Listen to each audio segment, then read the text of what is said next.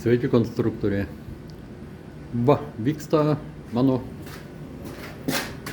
bako gamyba. Turbūt daugelis čia pasakys, kodėl taip, kodėl ne kitaip.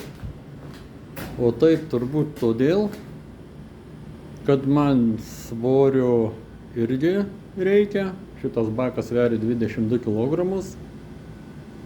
Dėsis jisai gale iš pačio galo, ten tarp tų stoikių, kur sparnus laiko. Ir ką? Svoris tas dėl to, kad sienelės 5 mm, du galai po 53 cm, bakas gaunasi 12 litrų, o čia tokie žaisliukai.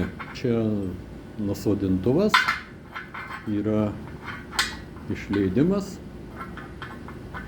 jisai dėsis bako apačioj, čia va, ant to šlangutė mausis ir kamštukas tokį žaidžiausi. Žaidimo buvo daug. Srėgį trapecinį ištekinau. Nu tai jau propkį, tai jau kamštelis, ne propkį, negalima rusiškai kalbėti. Tai jau gamyklinį. Ta tingėjau pats daryti. Va, ta dėsis va čia va. Tas čia. Va.